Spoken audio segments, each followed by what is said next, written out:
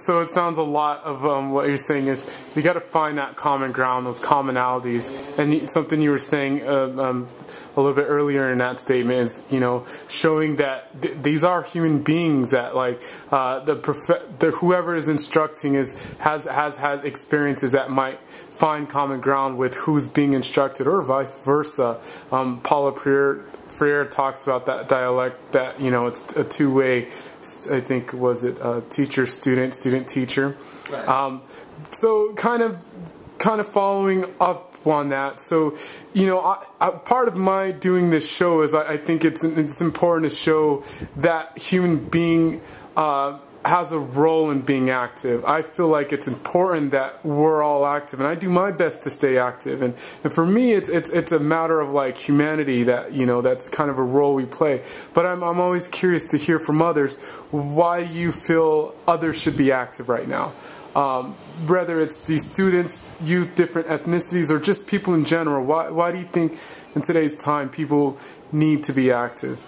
I think being active reminds you that you're alive. If you're so easily accepting the system that you believe in, well, questioning and being able to question things is one of the most important rules of teaching.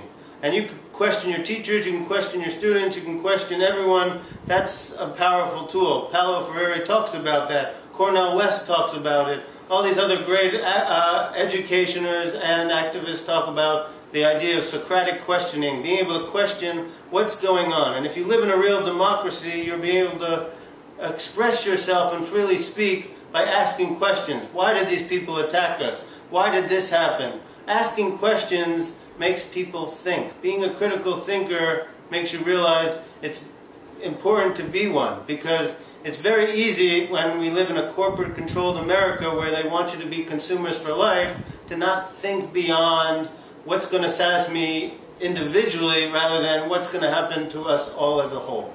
And so, sure, you might be working hard to get wealthy, but if you get wealthy but you leave everyone else below, yeah, there's something about self-reliance, but you're creating these gaps. So being able to question, is the system working for me? Is it working for everyone? And if there's more people who are the have-nots than the haves, we need to start questioning what's going on. There was a great, last spring, there was the Nobel Peace Summit up in Chicago, and you had one of the panel discussions. It has Gorbachev, the last leader of the Soviet Union. You had de Klerk, the last leader of apartheid South Africa. And you had Jimmy Carter all sitting on stage talking about being able to see when a system is failing. And both de Klerk and Gorbachev were saying the systems that they were in, like the Soviet Union and apartheid South Africa, were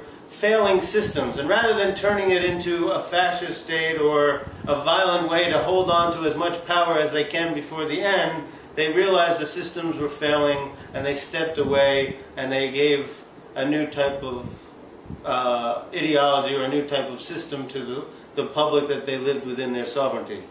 Well, both of them, just like many other activists today, realized and know that the capitalistic system, that's global capitalism, controlled by corporations, especially for the last 30 to 40 years, has been doing more damage globally than any other ideology ever did.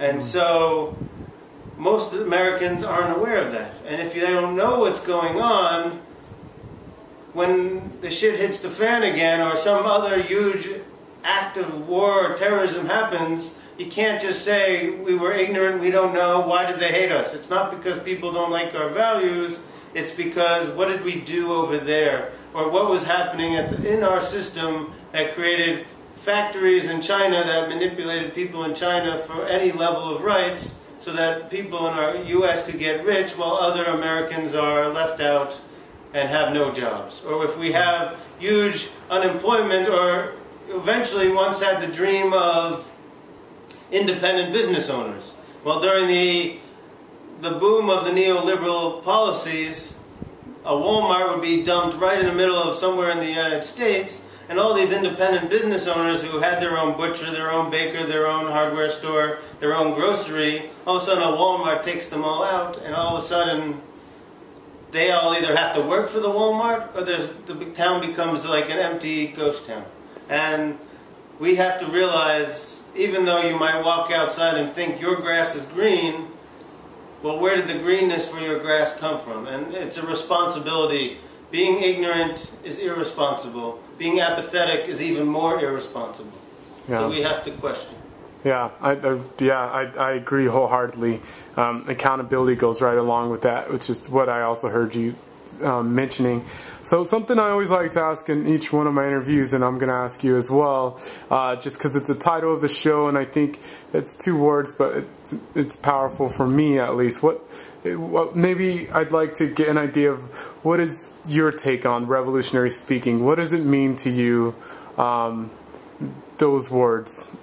Well, when I think of revolutionary speaking, I think of, well, first I think of what comes to mind is when Albert Camus, the famous writer during the 40s, and before and after that, who wrote The Stranger and The Plague and The Rebel, one of his big things was the difference between a rebel and a revolutionary. Is a rebel is just someone who likes to make noise, but needs the system that we're in just to look like he's a rebel without a cause, something to protest. It's an image to say, though I need this type of laws in the system to make me look like I'm the rebellious image. However, a revolutionary is someone who wants to change the system to make it better. A revolutionary wants to throw it over. Unfortunately, if we study history, a lot of revolutionaries don't realize after the revolutions you have to constantly stay on guard because you're going to have a Stalin, or you're going to have an Ayatollah, or you're going to have a Napoleon, or you're going to have a George Washington, or someone who comes in who takes over where you fought for these freedoms and then decides to take back all those freedoms because they weren't really the revolutionary leadership people had believed to be. So revolution, when I think of revolution, I think of women foremost. I think of Mother Jones, I think of Emma Goldman, I think of Grace Lee Boggs, this 96-year-old activist in Detroit who is still active, showing that age has nothing to do with whether you're an activist or not. But she talks about being able to have a revolution of your own mind, not necessarily to fight the system, but to change the way we think. And as a revisionist, I think the way we live, so many people are unhappy and don't want to admit to it. There's so much alienation in our societies because of the way the system has made us think the only way to solve your problem is to go suspend it on something and feel better about yourself. Well, those are half steps. If we want to really make revolutionary change, it's not necessarily violence and overthrowing, it's realizing that the system we are in needs a healthier direction where people don't have to feel like the only way to satisfy my happiness is to go buy something, but create a sense of community. In Egypt, they were able to flock together and create a sense of community to protest their government in 2011. In the United States, and especially late capitalistic societies, it's very hard to get people to do things together and realize we're in it for the long haul. Instead, we have alienated people, people on their cell phones or their headphones, 8 hours a day, 20 hours a day, just caught up in the online always, every day, every second generation. You don't create community. That's why you have people who get a gun, who's so alienated, and go to like a shopping mall or a movie theater because they think this is the only way to solve their problem. And that's not going to solve their problem. That's going to bring in more violence, more fear, and I think the best way to realize we want to make change is to communicate with each other.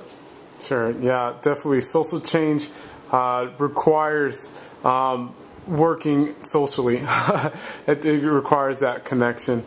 I'm very glad to have you on this show. That was a great interview. Thank you for coming on. Yeah, that was Revolutionary Speaking with Michael Neiman.